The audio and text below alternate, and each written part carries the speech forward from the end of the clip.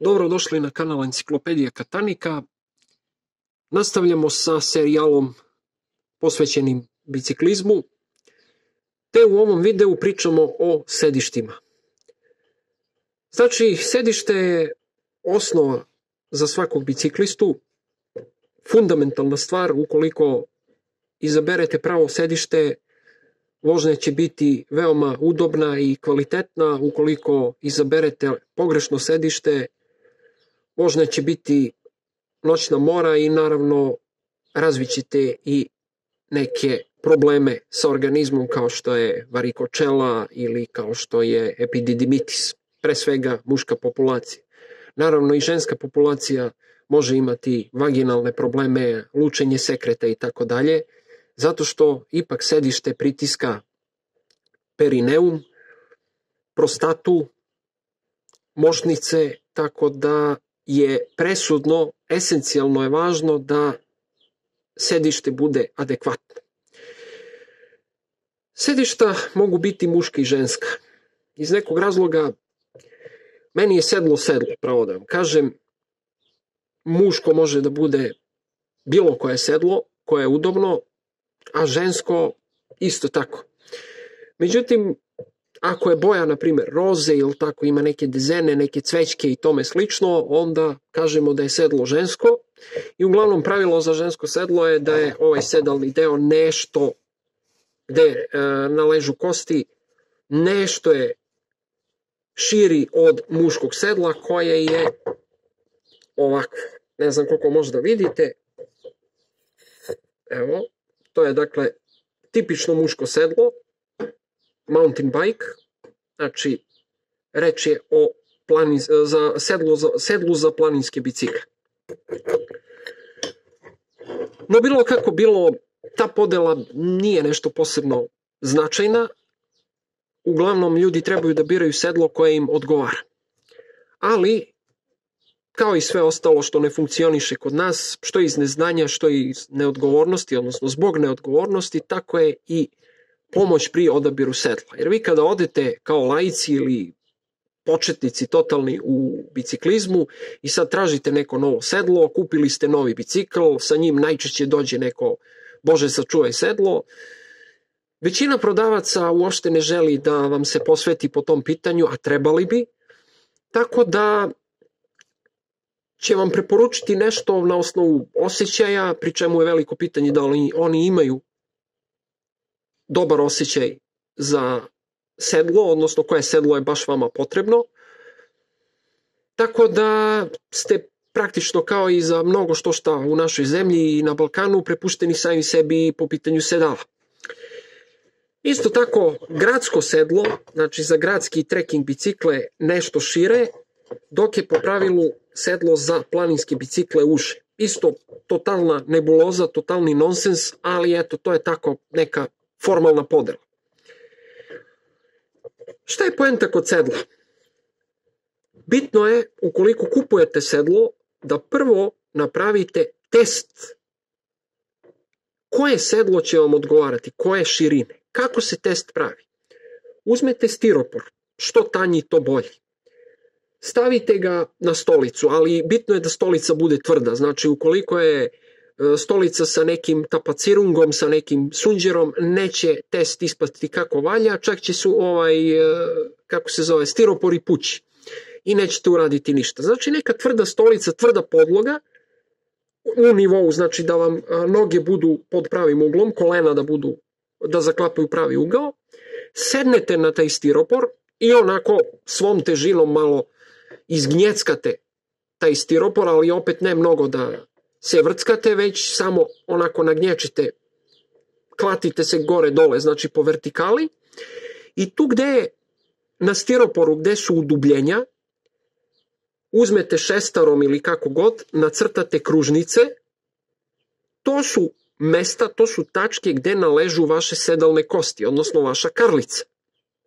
I na osnovu toga premerite razmak između tačke A i tačke B i tačno ćete znati koje sedlo da gledate. Znači, možete napraviti šablon od papira, a možete prosto i samo zapamtiti razmak. Taj razmak će vam pomoći prilikom odabira sedla da odaberete adekvatnu širinu. Jer ukoliko odaberete uže sedište, a zadnjica vam je veća, sedalne kosti će ovde negde nalegnuti, znači na ovom nekom delu, i to će biti pogrešno, odnosno bit će problematično. Imaćete bolove, imaćete iritacije, može da se desi iritacija perineuma i tako dalje, pošto sedalne kosti treba da preuzmu svu težinu na vas. Ako nisu adekvatno postavljene, odnosno ako sedlo nije dovoljno široko da ih prihvati, težinu vašu će preuzeti prostata i perineum. Perineum to je ona crtka, prosto narodno rečeno, koja vam je iza mošnica. I perineum može da se upali, mogu iritacije, da bude svrbljiv i tako dalje, vrlo neprijatan osjećaj. Tako da biste to izbegli, kao što sam rekao, sednete na tvrdu stolicu, tvrdu neku podlogu, noge moraju da zaklapaju 90 stepeni, znači kolena, i malo izgnjeckate taj stiropor, ustanete sa stiropora, razvučete metar, premerite razdaljinu između tačke A i tačke B gde naležu sedalne kosti, odnosno karlica, i tada ćete znati koje je sedlo za vas. Nažalost, naši prodavci su veoma neodgovorni, razumljivo je, male su plate, predugo radno vreme, jasno je zašto ne izlaze u susret, ali opet, baš zato što ste prepušteni sami sebi, najbolji način da izaberete sedlo jeste da kući pre odabira, odnosno pre kupovine, napravite ovaj test koji sam vam objasnio, odnosno predstavio. Isto tako nemojte ni za živu glavu da slušate lažne autoritete, a u biciklizmu ih ima previše. Lažni autoriteti će vam reći, primjera radi, da je ovo vrhunsko sedlo. Ovo je Brooks, ja mislim B17 ili B12, ali mislim da je B17. Zapravo lupam gluposti, B67S. Evo ovde lepo piše koji je model, mada je B17 sličan, ne vidi se zbog svetla previše, ali u svakom slučaju B67S. Mnogi će vam reći, pod znacima navoda, iskusni biciklisti, da je ovo ultimativno sedlo. Ja ću vam reći iz svog iskustva da to nije ultimativno sedlo, naprotiv, to je prosečno sedlo, čak i ispod proseka. Neka sedla od 1000-1500 dinara sa buvljaka, ajde ne iz kineske radnje, ali sa buvljaka, pokazalo su mi se mnogo boljim nego ovo sedlo od 12.000 dinara, koje sam ja do duše uzeo polovno, ali opet nije bilo korišćeno. Znači, evo, to su ta udubljenja. Kao što vidite, to su udubljenja gde naležu moje sedalne kosti. Eto, tu su. Tačka A i tačka B. Evo, možete vidjeti i odavde kako su napravljena ova udubljenja. I to je kao idealno sedlo, zato što koža napravi tačnu konfiguraciju vaše anatomije, tralala, nije tačno, ljudi moji. To sedlo je prilično neudobno na dužim turama. Bez obzira što je ono celo, ima i originalnu pertlu, sve je na njemu kako treba, džaba. Ima ove neke opruge koje mogu da vam kažem da su prilično čvrste, prilično tvrde, mogli su nešto mekše da stave, nisu stavili. Šta da vam kažem, znači sedlo koje mnogi preporučuju i mnogi hvale do besvesti, a vrlo često ga nemaju, ili ako imaju, imaju neko 10. sedlo, neko starije sedlo, zbog korporativizma, zbog konzumerizma, nova sedla i sedla od pre 30 godina uopšte nisu ista. Znači, nije isti kvalitet, nije ista metodologija izvedbe, nije ista kontrola kvaliteta. Znači, nemojte dozvoliti da mešate babe i žabe zato što vam je neki autoritet tako sugerisao. Pustite autoritete i dobro razmislite. Nije uvek preskupo i najbolje, pogotovo sad u ovo vreme konzumerizma i korporativizma. Nekad je jeftinije mnogo bolje, pogotovo kada su u pitanju neke novije firme, neki noviji proizvođači koji se tek probijaju na tržištu, pošto je tržište enormno surovo, znači to je mala bara, previše krokodila, tu prosto morate da date šansu tim malo manje poznatim proizvođačima, jer oni moraju da daju maksimum svoj kako bi se probili i bili nekakav faktor na tržištu, jer tu oprosta greški nema. Tako da eto, ovaj Brooks, iz pouzdanog iskustva, imao sam još par Brookseva, Nije to to. Nije to to. Znači, Sele Royal, Vitikop, Sele Basano i tako dalje, sasvim dobra sedla. Nije svako za svakoga. Ono, ako vi sad želite da vam ja kažem koje je idealno sedlo, znači, to je individualno. Zato što svačija anatomija je drugačija. Prosto, ja ne mogu da vam kažem koje je idealno sedlo. Rekao sam vam način kako da nađete najbolje sedlo.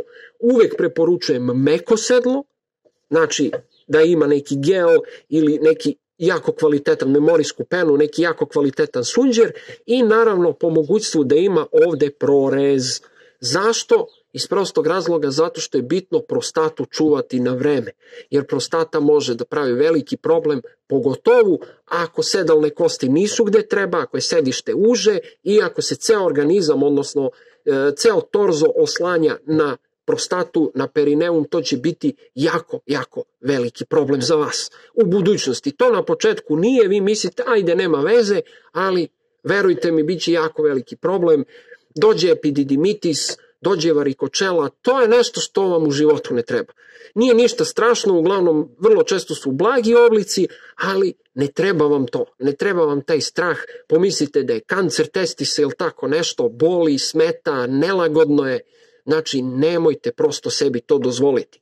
Bolje dajte više vremena na izboru sedišta nego da kupite nešto samo zato što vam izgleda ili zato što je neki tamo prodavac ili neki kvazi poznavalac rekao i posle da se kajete. Jer, kao što kažem, simptomi se ne javljaju odmah, već se javljaju posle pola godine, godinu dana i mogu praviti veliki problem. Isto tako ne padajte na Made in England, na naziv Brooks, uopšte ne znači da će vam to sedište prijati. Nekome prija, nekome ne prija. Mnogima ne prija, nekima prija, zato su mišljenja po pitanju sedala strašno podeljena. I svi hoće da budu pametni, svi hoće da kažu šta je ispravno. Ja vam kažem, ispravno je ono kako vi izaberete. I verujte mi, sigurno ćete proći barem 2 do 3 sedla dok ne izaberete ono pravo. To je neki trošak koji vas čeka, jer sa generičko sedlo koje dolazi sa biciklom, najčešće ne mora uvijek da znači P-Lab, na primjer, od Polara, od Planet Bike-a, nije loše, može to mnogo bolje, ali nije loše, znači ne mora generičko sedlo uvijek da bude loše, ali jako često je očajno. I imat ćete želju veoma brzo da ga promenite. Posebno po pitanju mountain bike-ova, odnosno planinskih bicikala. Tu će sedlo skoro sigurno biti teško đubre. Znači, bukvalno samo da ima sedlo. Tako da ne padajte na to, gledajte da promenite što pre to sedlo. Ako imate dete, ako imate nekoga u porodici kome je bicikla kupljena, taj će vam se neko sigurno vrlo brzo požaliti da ga to sedlo gnječi, da ga ubiva, što se kaže, tako da će vam biti jasno ovo što sam vam pričao. Toliko za sada po pitanju sedala. Zapratite kanal pa se vidimo u nekom narednom videu. Prijatno!